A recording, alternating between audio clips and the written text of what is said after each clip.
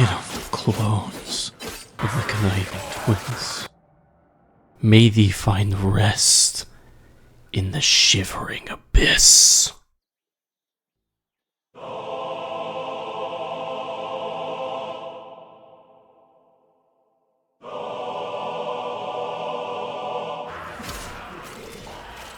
Vile monopolists of the golden hand, may thee be drained of God's given warmth.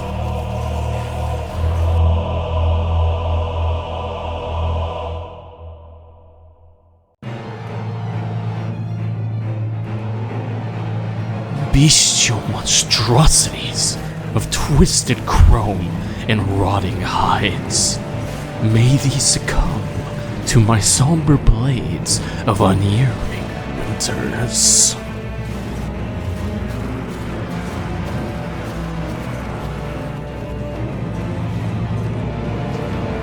May my steady hands bring justice to these insignificant fodder. May my phantoms born of smited flesh pierce the souls of blighted believers.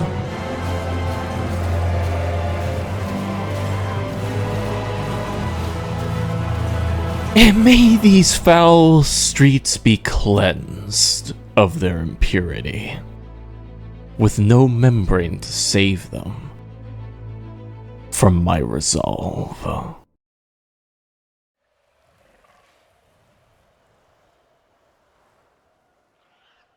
This video was not intended in the slightest. Hello everybody, it's me Sci-Fi, and I come to you all with an unexpected weapon review. Initially, I was attempting to save an old weapon with some new methods that we have in Warframe today. But with the new Incarnons coming into the spotlight on October the 2nd, and a big swirling horror known as Milton nullifying my serenity, I was undeniably annoyed.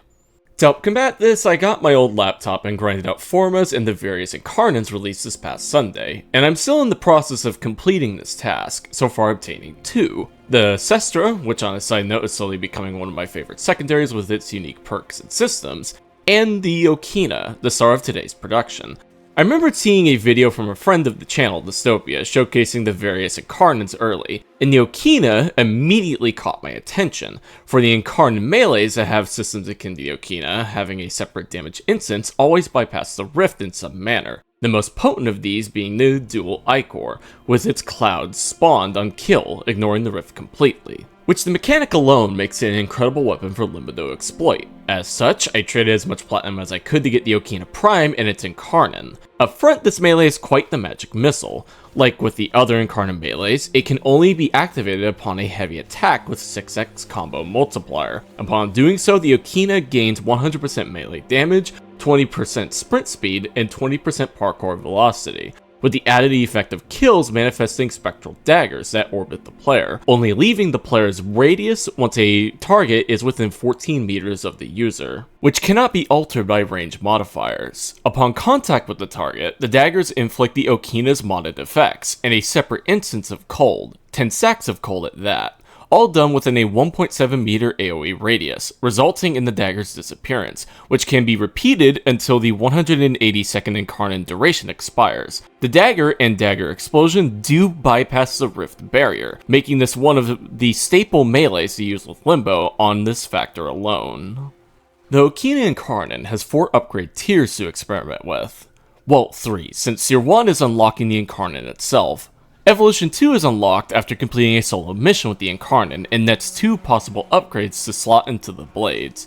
Seeing red increases the weapon's base damage by 60 on normal, 20 for the prime, with slash ticks boosting one's melee combo by 5 per slash tick inflicted. Seeing red is an excellent perk for those who wish to spec entirely into the Okina's physical damage properties, and or enter the Incarnon mode as fast as possible, without the aid of combo building weapons like the Rauda, or the new Galvanized Reflex mod, where at max rank, can keep any melee weapon within a 5 times melee multiplier. Sinner's Surety is the second optional perk that grants the same damage increases as Seeing Red, but ditches its combo mechanic entirely for a more status-oriented approach. Whenever a critical hit is dealt, the Okina gains 8% status damage, 6% for the prime, for 10 seconds, which can be boosted up to 5 times its original value. Synergist Surety is an upgrade purely for maximizing damage over time damage types, like electricity or heat procs, making it perfect for arcanes like Melee Influence or Afflictions, with Melee Influence Rift bypassing,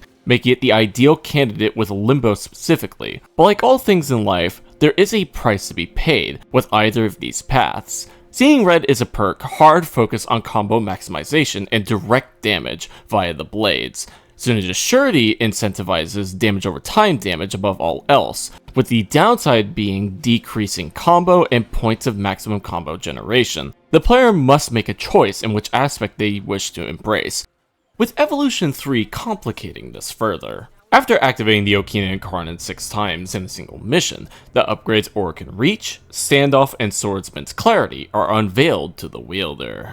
Orokin Reach gives either version of the Okina a flat 1 meter range boost. This boost only affects the Okina's base range and the Phantom Dagger explosion radius, with no effect on the Phantom Dagger seeking range. This is best used for any build one should craft, for range creates more coverage, especially in maximizing the Incarnon's influence on the battlefield.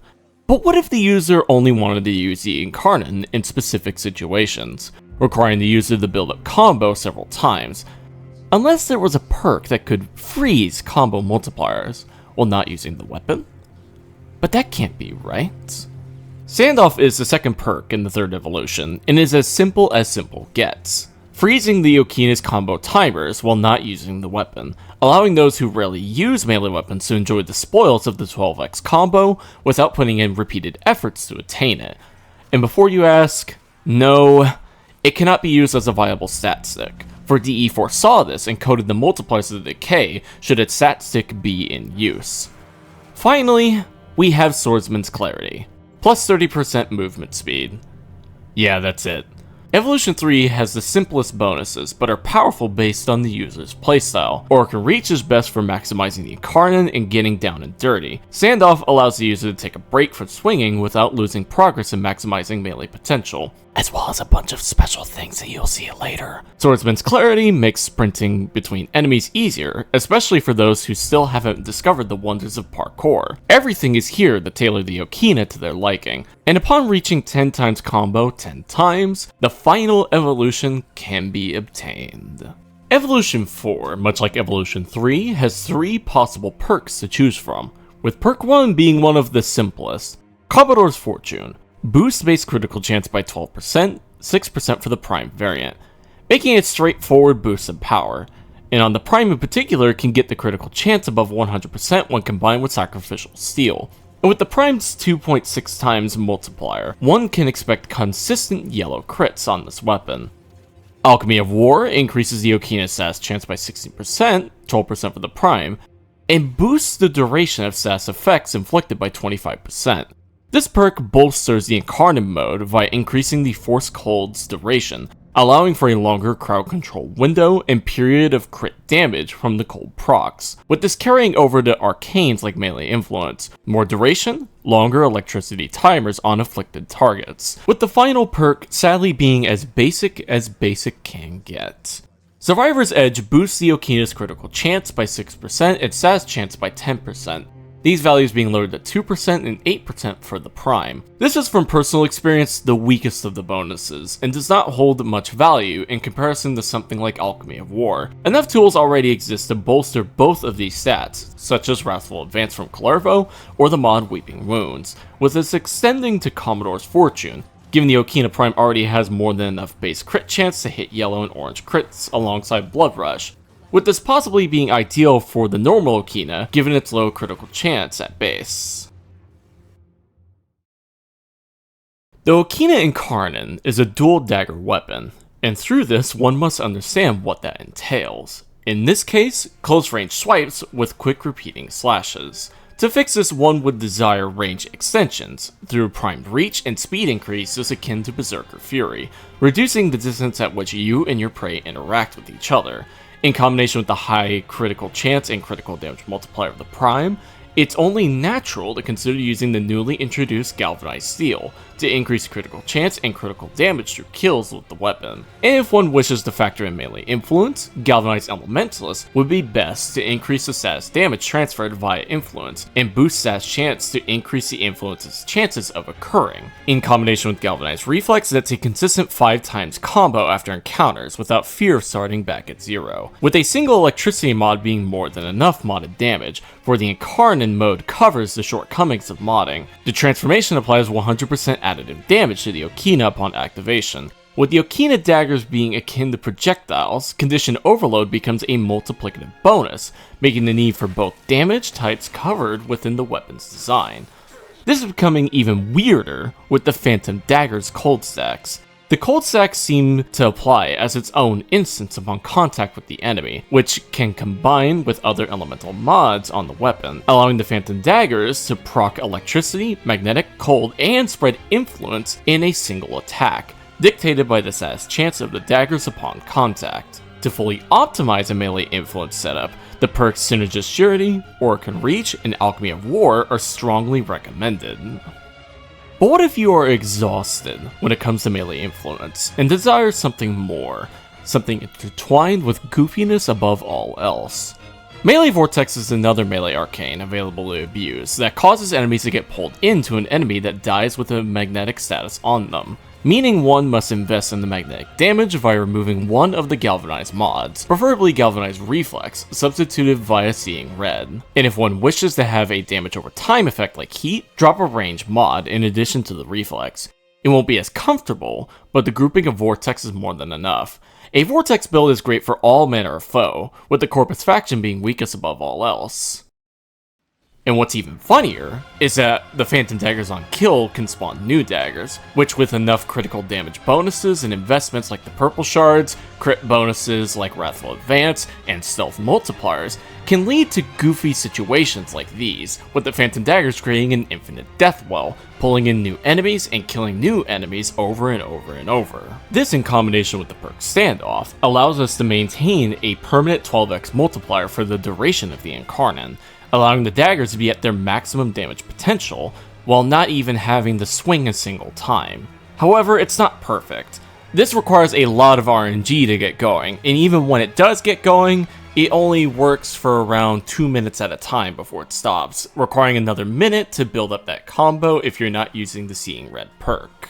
This in combination with the requirement for armor strip if you're going up against any faction that isn't the infested, makes this a less than ideal method of using the Okina, but it's undeniably a pretty funny one.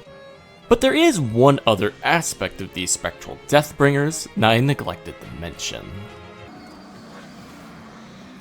The daggers treat the nullifier bubble similar to Cataclysm from our Resident Riftwalker, completely ignoring its existence and hitting the corpus directly, freezing it and any enemies nearby in the process, putting this weapon in a league of its own in terms of DPS and crowd control potential, annihilating any foe that dares to glare upon its shivering ire. Within Limbo's hands especially, he becomes no less than a dread, a traverser of realms with the capabilities of a cosmic horror.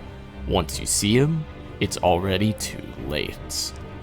Okay, I'll stop the glazing. If one wishes to improve these blades further, man's best friend can help in this endeavor. The Hiraz Kubro is an excellent pairing for the Limbo stealth tech. Now if you want to understand this in full, I would recommend viewing chapter 7 of the Limb Bible. However, in short, Limbo utilizes stasis on unaware enemies to freeze themselves and their AI piloting them, allowing the user to exit stealth while keeping the stealth bonus. This in tandem with the Mecha Set and Contagious Bond improves the nuke potential of the melee influence builds specifically, eradicating entire rooms with an adorable killer spreading status effects via Contagion Bond.